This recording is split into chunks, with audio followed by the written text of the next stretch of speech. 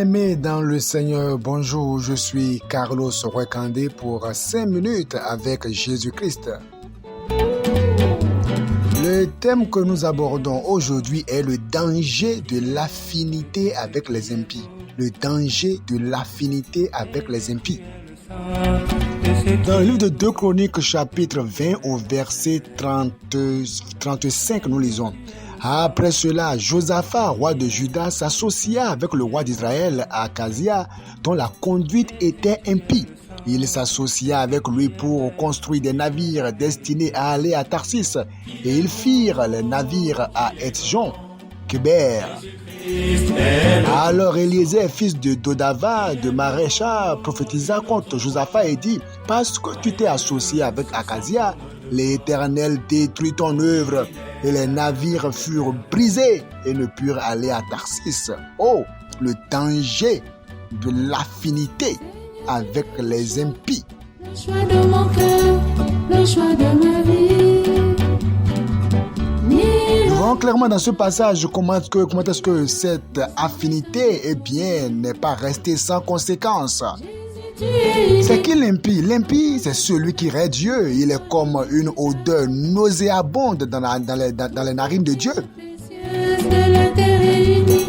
Toutes les dispositions et les actions de l'impie sont odieuses devant le tribunal céleste. Il est méchant. Et Dieu s'irrite constamment contre l'impie, le méchant, le pécheur, l'impénitent, le pervers, l'inique. Puisqu'il est impie, le Seigneur le place sur des voies glissantes afin de le faire tomber et de le mettre en ruine. Psaume 73, verset 12 à 18 nous le notifie.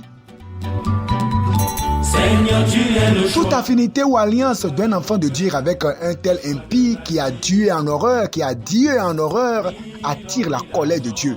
Les enfants de Dieu sont appelés à une vie de séparation d'avec les ennemis de Dieu.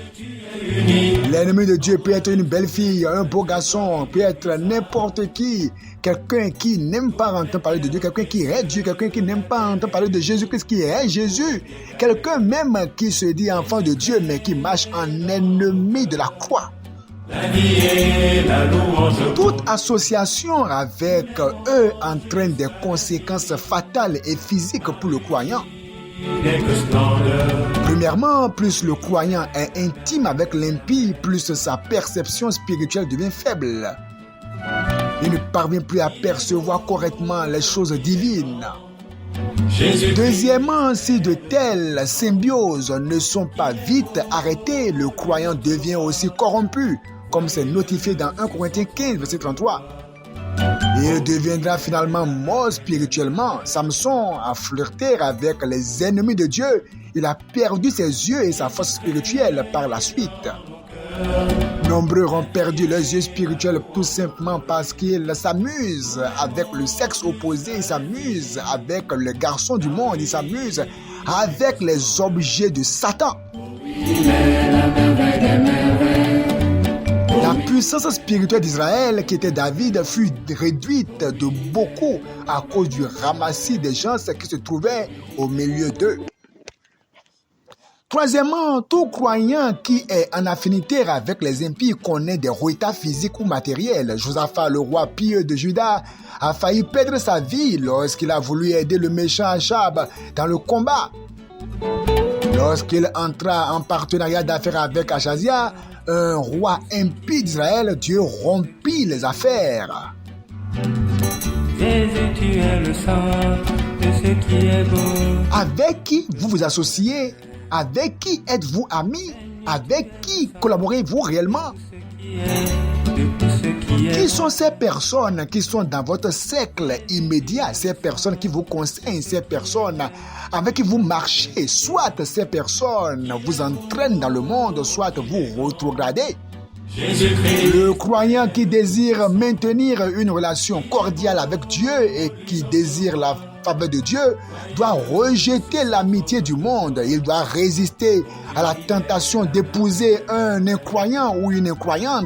Il peut être beau, belle, avoir l'argent, n'importe comment. Vous devez refuser cela.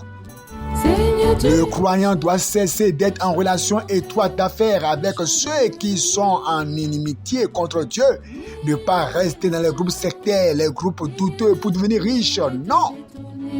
Il doit refuser de prendre part à leur adoration, leurs traditions et pratiques malsaines, car que servirait-il à un homme de gagner le monde entier s'il perdait son âme?